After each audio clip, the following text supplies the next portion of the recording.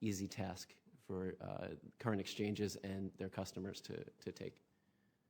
Thank you. Thank you very much, Senator Crapo.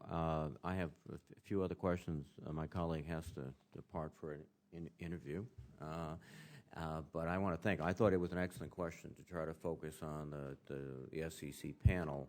And as you point out, it's generally a technology focus. We've talked about technology, but also really important policy issues, the number of orders that are available, et cetera. And I just want two general questions. And first, Mr. Tabb and others that might want to comment.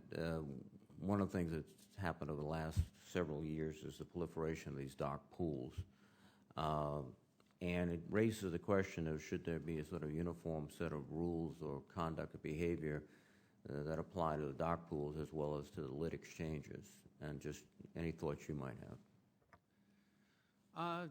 Very good question. They're definitely regulated in separate ways, and the exchanges would certainly like an even playing field. And to a certain extent, I agree with that. The one challenge academically, and to a certain extent, and I think Mr. Brooks was talking a little bit about this, I think earlier, I think it was Mr. Brooks, is that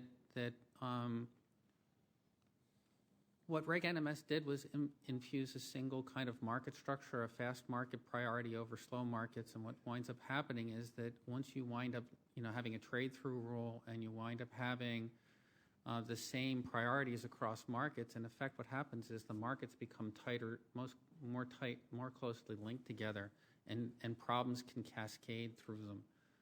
And so by then even tying together the dark pools with the exchanges and a trade-through mechanism, you might even create more fragility, because then everything has to work exactly the same way, and keeping, 13 exchanges and 50 dark pools, lined up like that may be really difficult. One of the answers may actually be to get rid of the trade-through rule and let markets develop a little bit more naturally. I think that was Mr. Brooks, maybe it was Mr. Kincannon who was talking about that earlier, and that one market structure actually doesn't fit all.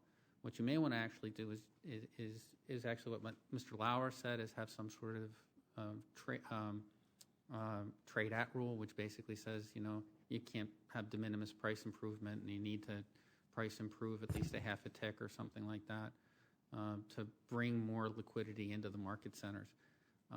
But by and large, it's a complicated issue. I don't know what the right answer is.